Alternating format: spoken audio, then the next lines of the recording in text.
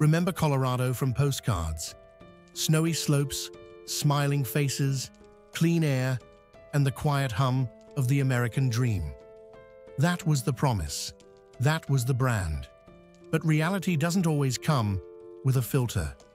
What we found wasn't a ski resort story. It was something colder and far more human.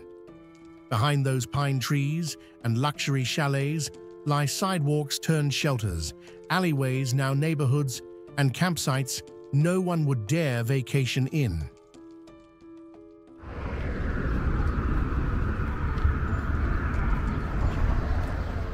Even the police, once symbols of safety, hesitate to enter certain zones, not from danger, but defeat. This isn't just a city losing control. It's a dream quietly unraveling, thread by thread. It's a tough life. It's a really tough life. Because some days you don't even know if you're going to eat that day. In this episode, RoamKind strips away the mountain myth and reveals the people it forgot. Would you still love a place if you saw what it was hiding? Number 1.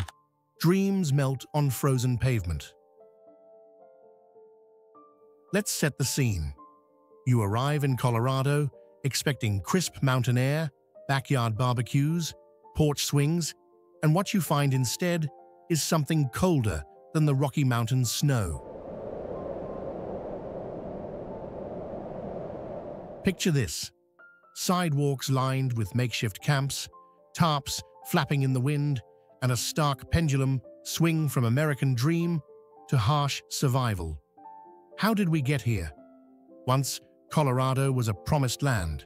Hard work, paying taxes, keeping your head down, those were the unwritten rules. You toiled, saved, invested in a modest home with a white picket fence, and called it stability. Today, those porches are just postcards in museum cases, and the sidewalks tell a different story. People clinging to tattered blankets as the sun dips or as snow settles under boots. The Metro Denver Homeless Initiative reported 10,774 homeless in the 7-county region on census night in January 2025, up from 9,997 the year before. That's a nearly 10% jump in just 12 months. Numbers don't lie, and neither do the worn faces in downtown Denver. Do these numbers shock you as much as they shock me? What's more chilling than the cold? It's knowing these aren't strangers. They're neighbors. Former taxpayers now lined up for meals at shelters. People who once mowed lawns and filled cubicles are now navigating street corners. They're not here by choice. They're here because the system failed to support them. Look carefully. Tarps instead of porches, cardboard instead of cushions, frost biting at blankets that offer no real protection. You might smile at Coachella or swipe right on Tinder, but across the street, life happens in real time, and it's not as pretty as filtered photos. Do we look away, or do we challenge ourselves to see? Will you scroll past this, or will you lean in, reflect, and maybe share this video with someone who needs to pause long enough to notice? Because when dreams melt on frozen pavement, they don't just disappear, they cry out for acknowledgement. And that acknowledgement is where change begins. Number 2. Invisible faces on the corner. Every corner has a ghost. Not the kind that haunts, the kind we choose not to see. Sit long enough in downtown Denver, and you'll spot her. Mid-50s, a cloth bag, blank eyes, no sign, no begging, just silence. She sits like a forgotten punctuation mark on the edge of society. You might have passed her yesterday, or every day. She could have been a teacher, maybe an office worker, maybe someone's mom who made pancakes every Sunday and reminded her kids to wear jackets. What happened? One unpaid bill, one ER visit, one layoff. That's all it takes. In a city where poverty isn't just a statistic but a trap, The line between us and them is razor thin. This isn't about bad decisions. It's about bad luck meeting bad policy. Think it's a choice? Nobody chooses a sidewalk over a safe bed. Nobody dreams of battling frostbite under a bridge. The homelessness crisis isn't a character flaw. It's a civic failure. And it's quieter than you'd think. People don't scream when they disappear. They whisper, then vanish. Out here, invisibility is the enemy. Without an address, you lose everything: bank account, ID, voice. Try applying for a job or healthcare without a zip code. No matter how many hours you worked before, now you're other. You become scenery, background. A friend once told me, "You're 2 bad weeks away from being me." And that sticks, doesn't it? Not because it's dramatic, but because it's real. Many people sleeping rough today used to pay taxes, rent, child support. They obeyed laws. They showed up until the system stopped showing up for them. And what hurts most, it's not the cold, it's the way people look away. As if losing your home also means losing your humanity. If someone becomes a ghost just because they no longer have a mailbox, what does that say about the rest of us? If you had to live today with no name, no ID, and no zip code, what would you miss first? Comment one word: voice, dignity, or job. RoamKind, we tell the stories of the unseen. Number 3. Denver, a capital turned red zone. Every capital tells 2 stories, one for the postcards, one for the back alleys.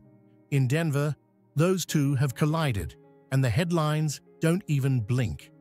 Once known as Colorado's crown jewel, Denver was where ski dreams met startup ambition, mountains in the background, craft beer in hand, and a tech job you could brag about on LinkedIn. But that dream has a shadow now, and it's shaped like a tarp. Walk a few blocks from the shiny hotels downtown, and you'll find Curtis Street, Capitol Hill, and Civic Center Park covered with tents, tarps, and trauma. These aren't rogue campers or rebellious teenagers.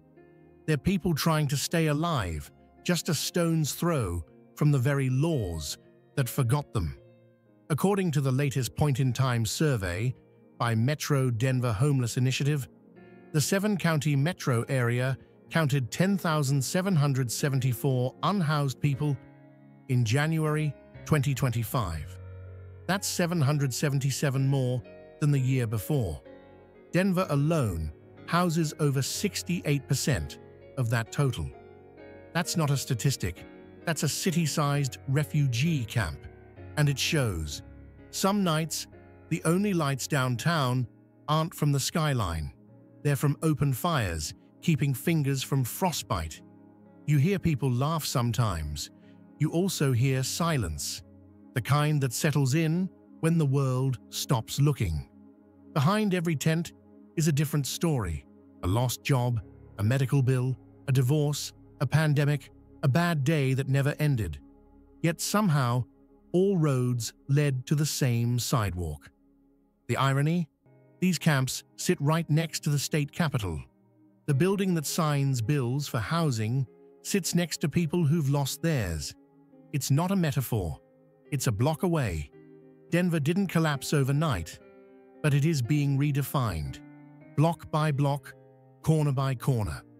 So the real question is, who gets to define a city? The folks writing policies, or the people surviving them? The irony: the people sleeping in Civic Center Park can see the Capitol Dome. But policy doesn't trickle downhill, especially not through tent flaps. Number 4. Crushed by bills, defeated by math. If math class gave you nightmares, try paying Denver rent on minimum wage. Spoiler: the numbers don't add up. Back in the day, working full-time used to mean stability, a place to live, some savings, maybe even a BBQ grill in the backyard. Now, a full-time job buys you a shared couch in someone's basement, if you're lucky. In 2025, the average rent for a one-bedroom apartment in Denver hit nearly $1,950 per month. The state's minimum wage? $14.81 per hour. That's just over $2,300 a month before taxes. Even in Denver, where it's higher, about $18 per hour, it barely covers rent, let alone life. And rent is just the start. Groceries, gas, medicine, heat, about $2,632 per month just to scrape by. These aren't luxuries, they're survival. That's where the real poverty line is now. Not some statistic, but whether you can fill your prescription and your fridge. And here's the gut punch. The first to fall are the ones who worked the longest. Seniors living on fixed incomes of $1,200 to $1,800 a month can't compete. Many skip meals, ignore their medications, and live in freezing apartments. In Frasier, a 67-year-old woman shared, "My veins feel frozen, but I can't afford heat." Not drama, just math. High taxes aren't the enemy here, it's the mismatch between wages and costs. Denver's working poor are solving equations with no solutions. What's your breaking point? When the rent eats the whole paycheck? Or when a flu knocks you out because you couldn't afford the meds? Is Colorado still a place to live? Or just a paycheck puzzle? If you've ever done the math and it just didn't add up, comment, "It's not adding up," and tell us where you're watching from. And hey, before we jump to what's next, take 10 seconds to hit subscribe and support WandaQ. More truth, more voices, coming your way. Number 5. Mental scars and white powder.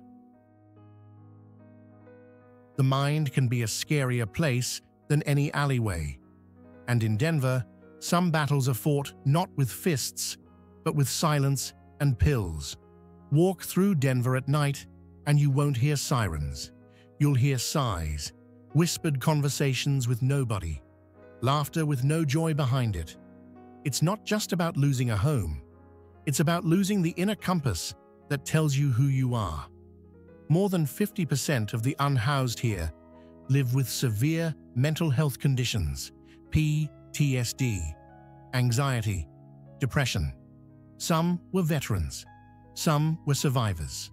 Some just cracked under the weight of a system that never offered soft landings. Waiting lists for treatment stretch into months. And if you don't have a phone or an ID or even a last name anyone remembers, how do you get help? There's no calendar reminder for healing when you're just trying to survive the day. Then there's the shortcut: fentanyl. Blue Fent. It's cheaper than coffee, stronger than grief, and more available than water in some areas. In 2024, overdoses were the #1 cause of death among the homeless in Colorado. You're not just rolling dice, you're using them as a pillow. Mental illness leads to addiction. Addiction leads to eviction. Eviction leads to worse mental illness. It's like a bad song on repeat, except every verse ends in pain. And yes, first responders are overwhelmed. Narcan teams bring back the same person 3, sometimes 5 times in one night. Hospitals aren't healing, they're stalling. In the winters, city morgues use mobile refrigeration trucks because the inside is already full. It sounds dramatic, but it's just Tuesday in Denver. And let's be clear, this isn't about blame. It's about systems, it's about silence, and it's about who we become when we let people fall this far without a net. They say rock bottom teaches you things, but some don't survive long enough to learn the lesson. Number 6. Nature strikes harder than people. They say nature heals, but in Colorado, Nature has turned into a harsh teacher. Winters have grown crueler, summers have become brutal, and homelessness feels less like an urban issue and more like climate survival on the streets. When the Great Plains clash with mountain brutality, the vulnerable pay the highest price. Imagine a bomb cyclone roaring through the Rockies, dropping temperatures to -4 degrees Fahrenheit, shredding tents like tissue paper. Frostbite? No joke. Hypothermia? A silent killer that doesn't care if you've ever had a home. The wind whistles past tarps, creating makeshift wind tunnels in camps, and those blankets that once felt warm, they freeze solid overnight. Then summer hits, and it's not better. 100-degree days arrive, often layered with toxic wildfire smoke drifting in from California. Heat stroke and dehydration become daily threats. People camp under bridges or behind buildings, hiding from heat but not finding shade. Emergency cooling centers are overwhelmed, utilities are strained, and lives hang by a thread. This isn't just poverty, it's homelessness crisis colliding with climate chaos. Layer on inflation, low wages, and high rent, and what remains is a perfect storm of disaster. No wonder shelters fill up fast. They're desperately trying to stretch every resource, but every storm, whether of snow or smoke, pushes them closer to breaking. What do you do when nature's the enemy and the system can't catch up? Do you walk past a tent, think bad luck, and move on? Or will you lean in, ask how climate and homelessness are connected, and maybe share this video so others stop treating street survival like an afterthought? Your turn. Have you ever felt unprepared for nature's surprise? Or noticed how weather hits some harder than others? Tell me below. Because until we connect the dots between weather, homelessness crisis, and human dignity, we're just watching lives shiver or collapse and calling it cold. Number 7. Emergency systems on life support. They call it a safety net, but when it's full of holes, people just fall through. In Denver, the emergency system is no longer a cushion, it's the crash. More than 30% of ambulance rides involve people who are unhoused and uninsured. That's not a glitch, that's the new normal. Need help?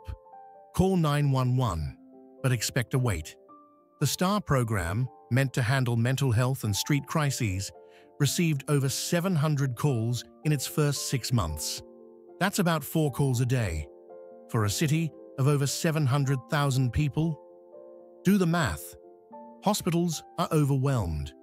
Over $90 million were spent in 2024 on uncompensated care, a polite way to say someone got treated but couldn't pay. And who foots that bill?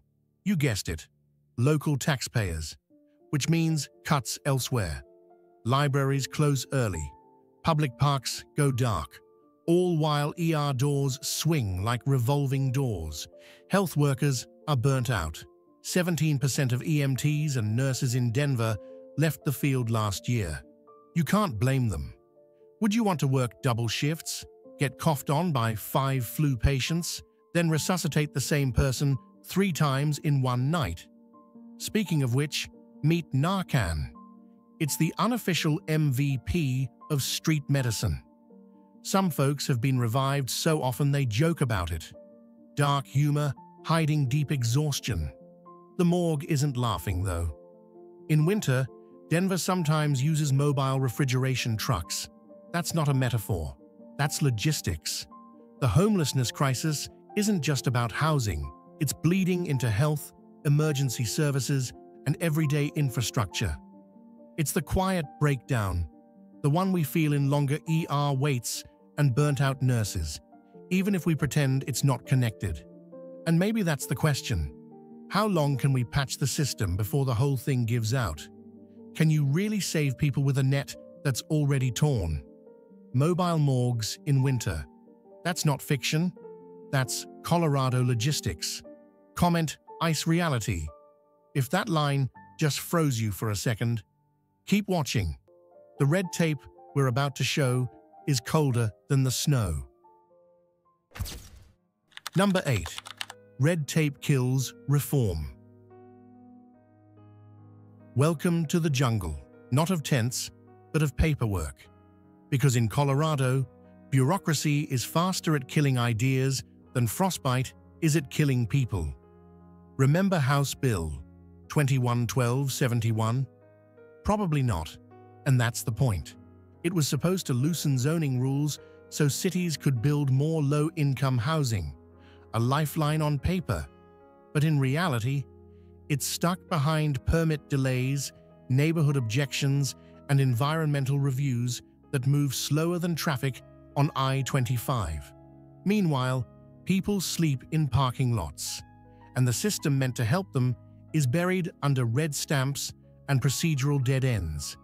Here's the twist. 60% of Denver's unhoused have never even heard of that bill. They don't have time to read policy memos. They're figuring out how to survive another cold night, not decipher a zoning regulation from 2 years ago. Some plans look good in PowerPoints, but good intentions don't keep your fingers from going numb. And they don't build housing either, not when fire codes, neighborhood review boards, and budget cycles turn every creative idea into a bureaucratic game of whack-a-mole. Take tiny homes and modular villages, innovative, affordable, and quick to build. But as soon as someone suggests placing them near an actual neighborhood, boom, NIMBY flags go up. It'll hurt property values. It's not safe. It might attract poverty. Yes, that's been said out loud in more than one zoning meeting. Charities aren't spared either. They want to launch bus shelter micro-housing, mobile restrooms, and semi-permanent shelters. But federal funding rules won't allow them. Not compliant. Too experimental. When hope shows up with wheels and solar panels, the answer is still no, because it's not in the manual. That's how the homelessness crisis becomes a standstill. Not because people don't care, but because the rules won't let them act. In the end, policy talks, people freeze, zoning reform takes years, but homelessness takes just one paycheck, one accident, one winter storm. So ask yourself, who's winning this race? Laws take years to pass. Homelessness takes hours to claim a life. Guess which one moves faster? Number 9. The root is inequality. This isn't about tents or tarps. It's about a system that makes shelter feel like winning the lottery. Between 1970 and 2024, Colorado home prices surged more than 600%. Wages, less than 200%. Do the math, or don't. It just hurts. What used to be a starter home is now a pipe dream, unless you're a tech wizard, an investor, or just born lucky. The rest? Stuck paying for a world they helped build but can't afford to live in. Let's face it, housing is no longer a right. It's a luxury wearing the mask of opportunity. Landlords raise rents like it's a sport, and cities reward it with tax breaks. Meanwhile, someone working 2 jobs still can't afford a studio. Fair? And that's the quiet engine behind the homelessness crisis. People aren't failing. The math is, the economy rewards profits, not people. Every paycheck is a countdown. Every rent hike is a push closer to the edge. Tech jobs? Great. If you have a degree, a laptop, and the luxury of networking over brunch. But if you're working a grill or sweeping floors, good luck staying afloat. Automation isn't just a buzzword, it's a pink slip waiting to happen. Healthcare is another locked door. No permanent address means no Medicaid in many counties. No insurance. Forget mental health support. Can't even get a physical without paperwork you lost when your car got towed with your backpack inside. But here's the kicker. Policies are written by the comfortably housed. They debate housing like it's theoretical. Meanwhile, people live it, in tents, cars, or under overpasses. And no, most unhoused people don't vote. Not because they don't care, but because voter ID laws, address requirements, and survival come first. And when the people most affected can't even enter the conversation, what kind of democracy is that? So, your turn. Is this inequality, or is this by design? Until the unhoused are heard, no policy is just. It's just paperwork. Let's call it out. Housing is either justice or just paperwork. Drop your word below and keep watching. This story isn't done. Number 10. Hope in the ashes. In a city of broken glass, some still plant seeds. And somehow, against all odds, they grow. Let's face it, not every solution comes with a ribbon cutting. In Denver, some of the most powerful change starts small, cheap, and quietly brilliant. Picture this, a cluster of tiny homes made from reclaimed wood, nestled between warehouses and forgotten land. They're called Beloved Community Village, and out of 15 units, 12 residents have stable jobs. That's over 80%. Not bad for a neighborhood without a zip code. Then there's Stack House, where homes are made from shipping containers. Rent is down by 40% compared to traditional units. Less marble, more mobility. Who knew dignity could come in steel? And no, not everyone's building homes. Some are bringing showers, laundry, and vaccines straight to the street. Mobile clinics like Laundry Truck Colorado serve over 30,000 people a year. The result? 18% fewer emergency room visits. Sometimes, a clean shirt is stronger than a prescription. Jobs, too, are part of the plan. Through the Homeless to Work initiative, over 400 people joined training programs in 2023. And guess what? 71% were still employed a year later. Turns out, people want to work. They just need a door to knock on. So what's the lesson? Big government doesn't have to move mountains. It just needs to get out of the way and let communities build the bridges. This isn't magic, it's math. Mix housing, health, and dignity, and watch people rise from the ashes of the homelessness crisis. Hope isn't a miracle, it's action. And maybe, just maybe, Colorado still remembers how to rise. What would you build first if the system handed you the keys? A house, a job center, or something no one's thought of yet? So here we are, Colorado, a place where mountain peaks meet street tents, and dreams now come in layers of emergency blankets. Maybe it's not about blaming anyone. Maybe it's about asking, how close are any of us to the edge, really? One pink slip, one hospital bill, one missed paycheck. At RoamKind, we don't hand out answers. We just hold up the mirror.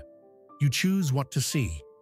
Tell us, when you walk past someone sleeping under a tarp, what do you feel? Sympathy? Frustration? Guilt? Or just nothing?